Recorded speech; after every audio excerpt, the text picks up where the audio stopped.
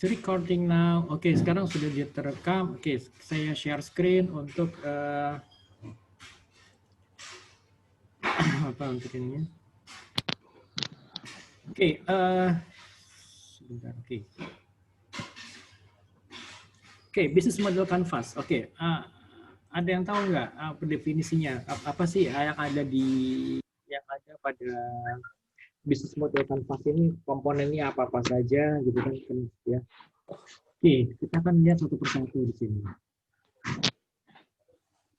Oke, teman-teman mungkin kalau ada suara background agak berisik di bluetooth di latar belakang tuh mohon maaf ya, saya di rumah ini lagi ada renovasi kamar, jadi ruangan kerja saya sama kamar tuh nggak terlalu jauh, jadi ya karena saya nggak ada ruangan lagi untuk kerja, jadi saya di sini gitu. Oke, tapi nggak apa ya, kita abaikan aja suara-suaranya, semoga itu tidak mengganggu ya.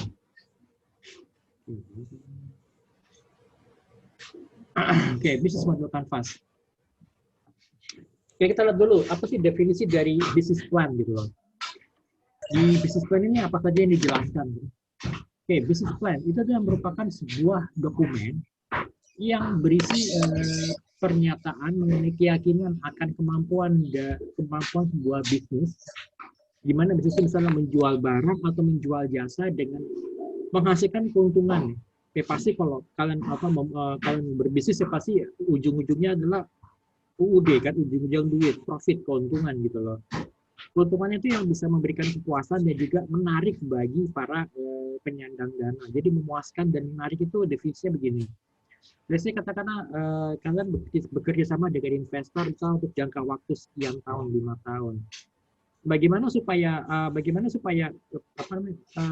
investor itu menarik, tertarik dengan bisnis kalian? Ya pasti bisnis kalian harus bisa memberikan profit gitu. Profitnya itu yang cukup yang cukup signifikan gitu loh. Jangan sampai hanya profitnya hanya 1%, 2% dari total investment itu ya susah juga gitu. Walaupun uangnya si investornya balik gitu kan, tetapi sayang banget gitu loh. Si investor itu tidak bisa memberikan tidak bisa mendapatkan keuntungan gitu loh. Ya kan kalau saya katakan saya sebagai investor dan saya invest di usaha kalian, pasti kan saya keinginan adalah supaya saya bisa mendapatkan profit gitu loh. Karena apa? Karena tujuan dari investasi itu, tujuan mereka apa sih? Kalau kalian lihat di cash flow quadrant yang kemarin saya jelaskan, investasi itu adalah bagaimana cara kerjanya adalah dia menggunakan uang atau memanfaatkan uang supaya dia bisa menghasilkan uang gitu kan. Nah, itulah cara kerjanya investor gitu. Katakanlah dia invest 100 juta, kalau investasi bisa memberikan profit, let's say katakanlah misalnya 20% dalam 1 tahun, itu sudah cukup memuaskan gitu loh. Ya kan, 100 juta, 20%-nya berapa gitu kan. Berarti dia misalnya katakanlah dia invest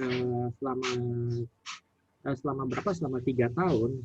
Dan tahun pertama karena dia mendapatkan profit misalnya 5% setahun, kemudian di tahun keduanya dia dapat profit 13%, kemudian di tahun ketiga dia dapat profit 17%, itu sudah sangat memuaskan gitu.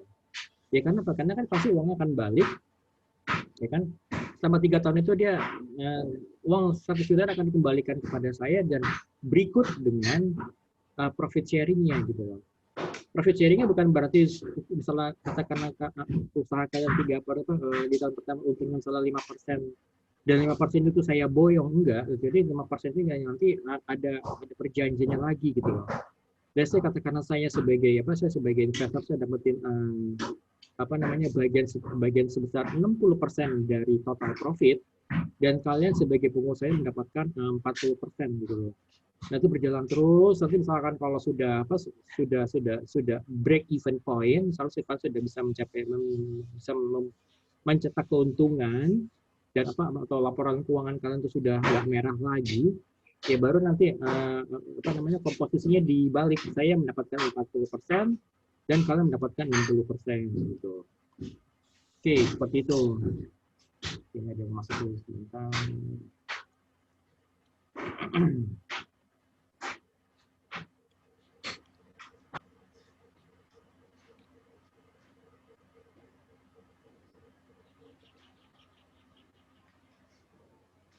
Jadi seperti itu ya. Atau kalau menurut Histrich itu business plan merupakan dokumen tertulis yang disiapkan oleh para wirausahawan yang menggambarkan semua unsur-unsur yang relevan, semua unsur-unsur yang terkait, baik dari sisi internal maupun juga eksternal dari perusahaannya. Jadi mulai dari memulai usaha, kemudian juga mengenai planningnya seperti apa, kemudian bagaimana permodalannya, kemudian juga bagaimana sumber dayanya, baik itu sumber daya manusia ataupun sumber daya perusahaan yang lain, misalnya seperti asetnya ataupun aset yang terdiri dari misalnya mesin atau mungkin apa namanya ruang kerjanya dan juga aset-aset pendukung lainnya gitu loh. Kita lihat sini, apa sih manfaat dari rencana bisnis ini gitu loh. Jadi rencana bisnis itu adalah merupakan sebuah rencana yang mengenai langkah-langkah apa saja yang harus dilakukan dalam merealisasikan ide bisnis. Yang tadinya hanya sebuah ide bisnis gitu kan ya, sebuah ide bisnis dan kemudian dia menjadi sebuah bisnis yang real, bisnis yang nyata dan bisnisnya itu sukses gitu loh. Itu. Nah, jadi pentingnya bisnis plan yang disusun sebelum memulai usaha itu ada beberapa pertimbangan sini itu. Pertama itu sebagai guidance atau sebagai panduan dalam menjalankan bisnis. Jadi misalnya gini, kalau saya mau jualan produk ini targetnya ke siapa gitu kan? Itu semua dituangkan dalam bisnis plan. Kemudian strategi pemasaran seperti apa? Bagaimana cara berjualannya? Promosinya seperti apa? Itu sudah dijelaskan pada proposal ini, pada proposal atau pada bisnis plan ini gitu loh. Kemudian juga bagaimana mengenai keuangannya, bagaimana profitnya, keuntungan itu semua sudah dijelaskan pada business plan. Dan juga pasti yang kedua ini adalah tadi seperti yang saya jelaskan, yang saya sedikit singgung di depan. Jadi diperlukan untuk mencari sumber dana.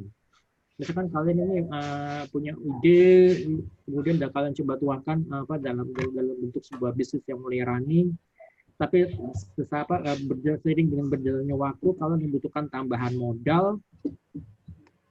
Ya itu pasti nanti kalian akan coba mungkin cari ke bank atau mungkin kalian coba mencari investor yang mau mendanai usaha kalian gitu loh. Ya. Itu gunanya gitu. Itu gunanya proposal bisnis gitu loh. Lalu yang ketiga, supaya kita bisa mempunyai gambaran kalau untuk di masa depan ini kita ingin mencapai hasil seperti apa gitu loh. Itu dijelaskan pada business plan. Misalnya kita ingin mendapatkan revenue berapa, kemudian juga apa saja yang revenue-nya berapa, kemudian juga cost-nya berapa, itu juga yang harus dijelaskan di situ gitu. Gitu. Oke, sampai sini ada yang mau tanya teman-teman? Kalau nggak ada kan silakan ya. Oke, ini bagaimana alur membangun bisnis antara zaman dulu dan sekarang lah. Kalau misalnya zaman dulu ya ada ide kemudian dituangkan dalam business plan, kemudian kita coba pitching atau competition. Ya misalnya kita mungkin coba cari pendanaan dari bank gitu, mungkin misalnya kayak BRI atau ke tempat lain, atau mungkin coba menawarkan proposal ini kepada orang lain, saudara yang mungkin punya dana lebih gitu kan, baru kita jalankan bisnisnya. Atau bahkan mungkin yang lebih parahnya lagi adalah jadi orang-orang zaman dulu atau orang-orang tua kita itu mereka memulai bisnis karena hanya satu alasan gitu loh. Dan itu alasan itu bukan karena mereka melihat opportunity, tapi mereka adanya keterpaksaan karena ya gue harus harus memenuhi kebutuhan hidup keluarga, tetapi saya nggak punya keahlian, ya maksudnya saya nggak punya pendidikan yang tinggi atau skill yang mencukupi. Saya misalnya punya keahlian ya misalnya hanya dagang, keahlian saya misalnya bikin nasi uduk gitu ya, atau mungkin keahlian saya hanya bisa menjahit, dan itu akhirnya itu yang dikerjakan gitu. Itu yang dikerjakan dan yang ditawarkan kepada pihak lain gitu. Oke, next lanjut. Nah, kalau sekarang itu sudah berbeda. Jadi mulai dari ide, kemudian juga kita buatkan bisnis modelnya gitu ya. Kita buatkan bisnis modelnya, kemudian kita validasi, coba kita cek lagi, kita review lagi. terus begitu kan, coba kita review lagi sembari sharingnya berjalannya bisnis sampai akhirnya ya kita bikin bisnis plan-nya, kita coba pitching, kita competition, ya kita coba bikinkan apa namanya, kita tawarkan ke misalnya kepada ke investor atau kepada penyandang dana, baru kita jalankan bisnisnya gitu loh. Gitu. Oke, sampai sini ada yang mau tanya nggak teman-teman? Oke, BMC, Business Model Canvas. Ini adalah merupakan framework atau kerangka kerja yang membahas mengenai model bisnis dengan disajikan dalam bentuk yang visual. Cukup dalam satu halaman, yaitu berupa ya seperti kayak kanvas lukisan ya.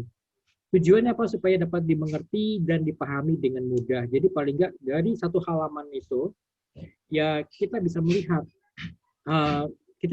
model bisnis seperti apa, sehingga kita bisa mengerti dan juga bisa paham nih target marketnya siapa, kemudian channelingnya bagaimana, promosinya seperti apa, kemudian bagaimana pendanaannya, bagaimana profitnya, kemudian bagaimana lagi misalkan kita bisa cost structure-nya gitu loh. Nah itu semuanya dibahas di situ gitu kan. Kemudian juga sumber dayanya apa saja yang perlu kita lakukan, aktivitas apa saja gitu loh. Gitu kan. Gitu. Oke, sampai sini. Ada yang mau tanya mungkin teman-teman? Oke, kita lanjut ya. Nah, ini secara umum jadi ada 9 blok utama yang harus diperhatikan untuk memetakan bisnis model kanvas ini. Nah, 9 blok ini itu dibagi ke dalam 3 bagian utama. Oke, kita lihat 3 bagian utama itu adalah offering. Jadi penawaran, kemudian juga customer dan infrastructure gitu loh. Saya agak lewat-lewat. Oke. Sebenarnya apa sih tujuan dari BMC ini? Atau kegunaannya? Kegunaannya apa sih? Kegunaannya supaya BMC ini dapat digunakan untuk semua jenis bisnis, all business lines, termasuk juga untuk misalnya lembaga-lembaga sifatnya non-profit gitu loh. Sudah didesain untuk seperti itu gitu loh. BMC ini juga dapat membantu mempercepat proses analisa kekuatan dan kekurangan bisnis kita. Jadi ada strength dan weakness-nya kita bisa tahu gitu loh. Ya kan, strength dan weakness itu, jadi kalau misalkan kalian pernah bikin analisa SWOT analisis gitu ya. Jadi ada strength, ada weakness. Strength itu kekuatan kita, kekuatan diri kita, kekuatan bisnis kita. Weakness-nya apa? Kan kalau ya semua orang pasti kan kalau kita sendiri kita punya kekuatan, ya kita juga punya kelemahan. Adalah bagaimana kita bisa emphasize, kita menekankan kepada kekuatan kita, kemudian juga kita meminimize kekurangan kita gitu loh. Gitu. Kemudian juga kita bisa melihat di luar sana ada opportunity apa gitu loh. Itu yang kita bidik gitu. Opportunity, dan juga kita jangan sampai lupa selain dari opportunity juga ada threats, ada ancamannya gitu loh. Apa ancaman buat usaha kita? Misalnya apa, kompetitor atau mungkin apa lagi daya beli masyarakat yang menurun, itu merupakan threats-nya. Yang itu semua adalah faktor X. Jadi faktor yang memang di luar dari kemampuan kita gitu loh. Kalau kalau tadi strength dan weakness karena itu internal, itu adalah bagian dari hal-hal yang dapat kita kontrol, hal-hal yang dapat kita manage gitu loh. Gitu. Oke, kemudian ya supaya dengan mengetahui kelebihan kita, kelemahan kita, makanya kita bisa menganalisa kebutuhan kita seperti apa gitu loh. Dan juga kita bisa profitnya kita bisa dapetin dengan cepat kalau kita tahu apa yang menjadi kekuatan kita, apa yang menjadi kelemahan kita. So kita akan fokus di situ gitu loh. Misalkan kekuatan kita adalah kekuatan usaha kita adalah dalam bidang kuliner. Ya kan, soal kuliner tradisional, berarti kita fokusnya pada kuliner tradisional. Ya kan, kita nggak akan beranjak misalnya ke membuat fashion atau confection atau usaha konveksi. Itu kan karena itu kita nggak punya expertise di situ, walaupun sebenarnya kita butuh. Misalnya kita pengen membuat seragam untuk karyawan supaya lebih terlihat lebih menarik gitu, atau mungkin kita ingin membuat misalnya interior restoran kita, interior tempat makan kita supaya lebih menarik, kan itu di luar dari kemampuan kita. Makanya kita perlu menggandeng yang namanya partner gitu loh, ya kan. Gitu. Sampai sini ada yang mau tanya mungkin teman-teman? Oke, kita lihat satu persatu apa saja komponennya. Oke, tadi kalau ada offering gitu kan, kita lihat yang di warna merah, warna pink itu adalah merupakan offering. Jadi value proposition. Jadi offering. Jadi apa yang kita tawarkan kepada konsumen, apa yang kita berikan kepada customer, misalnya apa? Value proposition berarti outputnya, output dari usaha kita. Jadi produknya apa? Misalnya tadi kalau kuliner berarti apa? Misalnya tadi apa usaha apa namanya tadi usaha tradisional, misalnya makanan tradisional misalnya apa empal gentong gitu ya. Apa kelebihan empal gentong kita dibandingkan empal gentong yang lainnya di tempat lain gitu loh. Ya kita harus bisa mendefinisikan di sini gitu loh. Misalnya apa usahanya, misalnya apa 24 jam, terus misalnya apa dagingnya fresh atau apapun itu. Kemudian apa semuanya adalah menggunakan bumbu-bumbu tradisional tanpa menggunakan bahan pengawet misalnya seperti itu. Itu yang perlu kita coba emphasize gitu loh. Cuma sekarang gini, kalau mungkin kalian pernah dengar apa ada minyak goreng yang dibilang katanya 2 kali penyaringan. Pernah dengar kan kalau mungkin kalian yang cewek, misalnya mungkin kayak siapa Ainun pernah dengar mungkin istilah itu apa namanya minyak goreng yang 2 kali penyaringan. Nah, kenapa dia emphasize seperti itu? Apa maksudnya gitu kan? Tapi yang kalau ini, makanya kalau kalian tahu bahwa sebenarnya semua minyak goreng itu penyaringannya 2 kali. Cuma tidak ada yang berani mengkomunikasikan seperti misalnya belum ada yang mengkomunikasikan seperti itu. Jadi akhirnya Bimoli waktu itu ya kalau nggak salah dia mengkomunikasikan minyak goreng dengan 2 kali penyaringan sehingga apa misalnya sehingga lebih bersih, lebih apa penekanan seperti itu dan semuanya juga sebenarnya semua brand minyak goreng seperti itu 2 kali penyaringan, tetapi nggak ada yang mengkomunikasikan seperti itu gitu kan. Yang sama seperti kayak Pak Aqua itu kan dia kan pertama kali itu adalah merupakan air minum dalam kemasan dengan yang pertama kali dia merintis kan dibilang kata dari mata air pegunungan gitu kan diambilnya. Dan sebenarnya kalau kalian salah tinggal di desa atau kalian salah ya tinggal di desa di daerah pegunungan ya kalian dapetin mata air dapatkan minum dari mana kan pasti dari mata air pegunungan gitu kan seperti itu gitu. Nah itu yang coba ditawarkan. Kalau misalkan empal gentong kalian misalkan bikin usaha empal gentong kira-kira apa kelebihan usaha empal gentong kalian? Gitu kan walaupun misalnya ya semuanya pakai daging segar ya udah coba kita menggunakan daging yang fresh gitu ya dipotong setiap hari dagingnya emang semua pasti akan dipotong tiap hari coba aja kita coba komunikasikan seperti itu kita memberikan hal yang berbeda gitu loh dibandingkan customer atau dibandingkan kompetitor yang lainnya gitu. Oke, lalu yang kedua itu adalah customers, ya kan? Kita mulai dari customer relationship. Apa itu customer relationship? Di sini adalah kita bicara mengenai apa promo atau campaign-nya, apa yang kita coba campaign di sini, gitu kan? Kemudian juga sini apa namanya customer segment. Nah ini customer segment itu apa kita mau menargetkan kepada siapa gitu. Kita mau jualan barang kita ini kepada siapa gitu loh. Ya kan? Nah, kemudian juga channel. Channel itu adalah mengenai distribusinya. Ini kalau gue jualan barang ini, misalnya gue jualan pal gentong ini jualannya di mana? Apa di pinggir jalan atau menggunakan telah gerobak atau telah menggunakan apa kayak apa yang kendaraan roda 3 yang kayak motor roda 3 yang di belakangnya ada baknya kemudian kita sulap menjadi apa kayak tempat makan di tempat atau menjadi kayak apa kayak dapur sederhana di situ atau gimana atau mungkin kita kerjasama misalnya dengan aplikasi ojek online misalnya seperti apa Gojek atau mungkin GrabFood gitu loh. Nah, kemudian di sini ada lagi key activities. Ini merupakan proses di internal perusahaan ini yang perlu kita jabarkan. Bagaimana prosesnya? Ya kan? Proses misalnya mengambil dagingnya, proses mengambil dagingnya dari mana? Apakah ada supplier yang khusus yang bisa mensuplai setiap hari atau mungkin beberapa hari sekali? Kemudian bagaimana cara pemotongan dagingnya, kemudian bagaimana cara penyimpanan dagingnya, kemudian bagaimana cara mengolah dagingnya, gitu kan. Kemudian juga bumbunya diambil dari mana, gitu kan. Kemudian bagaimana mengolah bumbunya sampai bisa disajikan gitu loh ke meja customer, gitu kan. Nah, kemudian key resources itu adalah merupakan sumber daya, baik itu sumber daya manusia atau sumber daya perusahaan lainnya, misalnya seperti aset atau sumber daya keuangan atau sumber-sumber daya yang lain, misalnya apalagi misalnya peralatan-peralatan Itu masuk kepada key resources gitu loh. Kemudian ada lagi key partners, itu adalah supplier atau mungkin juga proses-proses yang tidak dapat dilakukan oleh pihak internal perusahaan, maka kita menggandeng adanya partner. Tadi contohnya misalnya untuk daging sapi, karena misalnya kita nggak punya peternakan sapi, akhirnya mungkin kita ngambil dari supplier. Misalnya kita ngambil misalnya dari pasar, mungkin dari pasar induk yang kita ada tukang daging tersendiri yang sudah jadi langganan kita, itu yang kita jadikan sebagai partner gitu loh.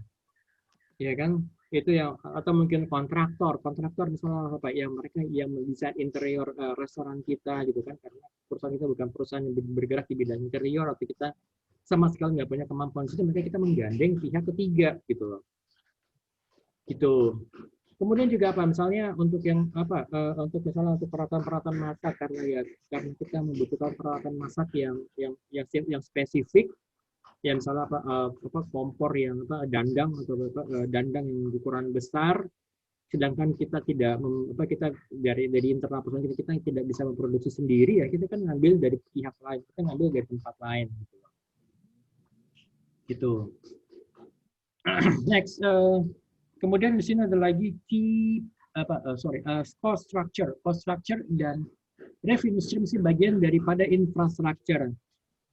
Revenue stream itu bagaimana perusahaan kita itu bisa mendapatkan mendapatkan uangnya, itu sumber pemasukan perusahaan itu dari mana gitu loh. Ini yang dijelaskan pada di sini di bagian revenue streams gitu loh. Jadi penjualan produknya, misalnya penjualan produk empal gentong, penjualan produk apa lagi misalnya misalnya dendeng sapi, misal semua yang saya katakan semua yang berhubungan dengan daging sapi, atau mungkin ada abon sapi gitu kan ya, atau mungkin lebih apa lagi yang lainnya lagi gitu loh. Misalnya apa, misalnya kalau penjualan misalnya nasi goreng daging sapi, apapun itu gitu loh. Gitu. Oke, kemudian untuk yang cost structure itu adalah bagaimana biaya yang harus dikeluarkan gitu loh. Biaya yang harus dikeluarkan untuk bisa menghasilkan produk ini gitu loh. Jadi bagaimana biaya pasti yang diperlukan untuk bisa menghasilkan dendeng sapi, biaya yang harus dikeluarkan untuk bisa menghasilkan abon sapi, kemudian juga empal gentong, semuanya gitu loh. Nah, cost structure ini dibagi dua. Ada yang fixed cost, yang memang dia harus keluar, dia sudah sifatnya fix tetap, ya misalnya gaji karyawan, biaya listrik, bayar apa lagi, bayar sewa tempat, sewa ruangan, itu merupakan bagian dari fixed cost misalnya. Lalu kemudian apalagi misalkan bayar misalnya pajak, itu misalnya pajak reklame. Misalkan kalian masang plang, atau kalian masang tulisan di depan tulisan atau logo dendeng logo empal gentong kalian di depan tempat makan kalian, itu juga perlu ada pembayaran pajak, itu bagian dari fixed cost. Lalu kemudian variable cost atau cost yang sifatnya variable, tidak tetap. Misalnya untuk biaya promosi, misalkan kalian lagi ada promosi, misalnya ada pameran. Misal pameran selama seminggu, nah itu kan misalnya ada bayar sewa tempat, itu bagian dari variable cost gitu loh. Nah kemudian juga misalkan kalian masang umbul-umbul atau masang promo di jalan selama 2 minggu, itu merupakan bagian dari variable cost gitu loh. Gitu. Oke, ini ada penjelasan bisa kalian baca di sini. Kalau misalkan teman-teman sudah ada yang punya usaha, mungkin sudah ada yang sudah bentuk kelompok, sudah kebayang kira-kira usahanya seperti apa? Kira-kira gimana? Udah, Pak. Apa kira-kira? Udah bentuk kelompok kan ya? Ya, Pak. Nah, terus kira-kira gimana? Udah kebayang nggak usahanya seperti apa gitu?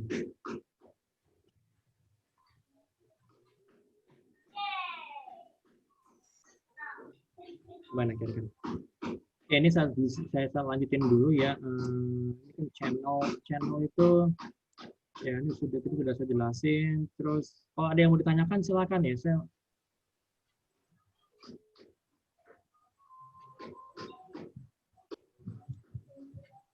Oke, kemudian ada finish stream, plot structure. Oke. Ini format laporan. Nah, ini format laporan yang perlu dibikin seperti ini gitu loh. Jadi bab 1 itu berisi overview. Jadi business background-nya secara umum. Jadi background kenapa kalian mendirikan bisnis ini. Kira-kira kalau misalkan kalian lihat mungkin peluangnya, coba kalian jelaskan di sini. Jadi peluangnya apa, kemudian karena kalian mencoba untuk misalnya memberikan solusi apa gitu loh.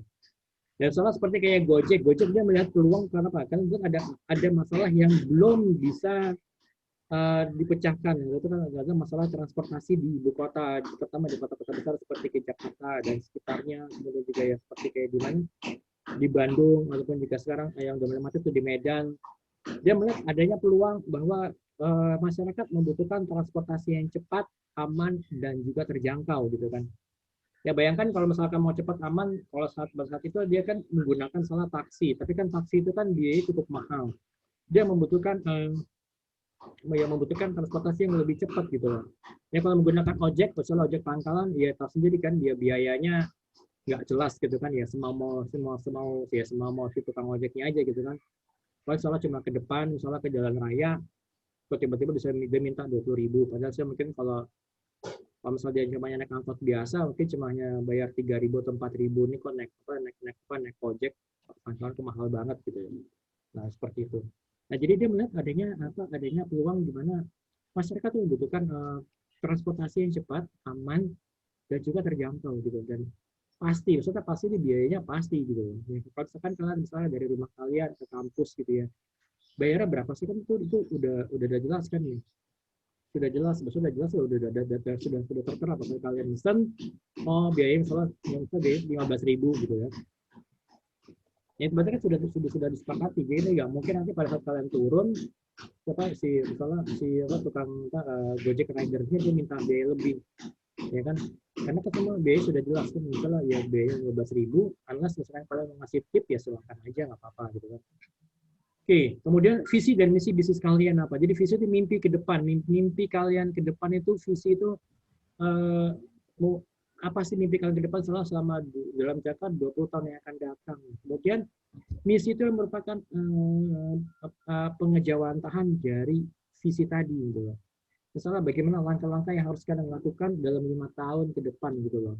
Itu seperti itu. Nah, kemudian di bab 2 itu kalian menjelaskan masukkan tadi yang bisnis model kanvasnya itu kalian jelaskan di situ gitu loh. Cukup dalam satu halaman gitu loh. Pak, gimana kalau misalkan nggak cukup? Pasti cukup gitu loh. Tapi kalau di print ternyata terlalu kecil, oke. Gunakan format A3, nggak masalah. Nanti kan bisa dilipat gitu kan. Oke, kemudian baru yang bab ketiga adalah mengenai financial plan. Jadi business preparation budgetnya. Kemudian budget yang kalian butuhkan tuh apa-apa saja gitu loh. Ya kan, budgetnya berapa? Misalkan kalian misalnya di sini kalian jelaskan mengenai salah modalnya, gitu kan? Per modal misalnya untuk bikin misalnya bisnis itu berapa saja yang dibutuhkan, misalnya pembelian kitchen set gitu kan ya, kemudian pembelian kitchen set, kemudian sewa ruangan, atau misalnya kalian mau pakai menggunakan kayak food truck gitu, atau ya let's say katakan food truck kan empat gentong belum ada yang menggunakan food truck gitu kan. Nah itu bisa seperti itu gitu loh. Nah kemudian budgetnya itu kemudian kalian bikin itu misalnya bikin seperti kayak rancangan anggaran belanja. Kemudian nanti kalian jelaskan sih kapan kalian akan mulai break even point-nya gitu loh. BEP-nya tuh mulai kapan gitu loh. Ya, BEP mulai kapan. Nah, kemudian kalau kalian ingin menggandeng pihak ketiga atau investor, ya kan investor ya kalian jelaskan kira-kira profitnya berasal dari mana, ya kan? Profitnya berasal dari mana dan berapa besar profitnya, dan itu yang akan di-share kepada investor. Misalnya investor dapat 60%, berarti kalian sisanya 40%. Nah, kemudian setelah kalian mencapai break even point, nah itu berarti kan kombinasi dibalik, kalian mendapatkan 60, kemudian si si investor mendapatkan 40% gitu loh. Gitu. Nah, seperti itu. Oke, ada yang mau ditanyakan mungkin teman-teman? Kalau ada tanyakan silakan. Kalau ada tanyakan sebelum saya masuk ke marketing strategi. Pak. Ya. Duh, mau apa-apa. Gimana?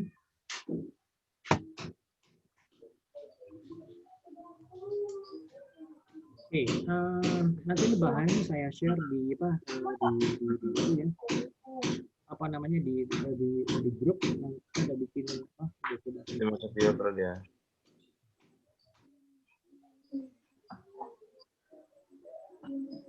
Dek, lu bisa beli buku pulsa nggak? Di situ. Vouchernya aja. Nggak usah nomor. Kita coba bahas itu mengenai Miat. Oke. Saya mau coba bahas itu mengenai strategi marketing. Ya, mungkin nanti kita break dulu aja sebentar ya, break dulu 5 menit karena ini kan Zoom-nya ini kan dibatasi 40 menit. Tapi setelah itu setelah break kita akan balik lagi. Kita break mungkin sekitar 5 menit, berarti mungkin balik lagi itu sekitar jam 9 kurang 5 ya, kita mulai lagi ya teman-teman ya. Gitu. Oke. Kalau sini ada yang mau ditanyakan silakan.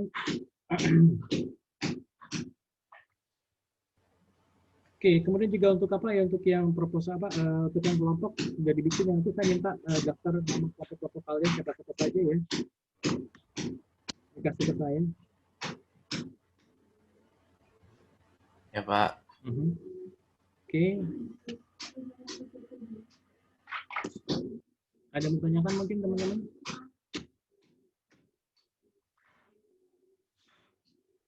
Ada yang bertanyakan?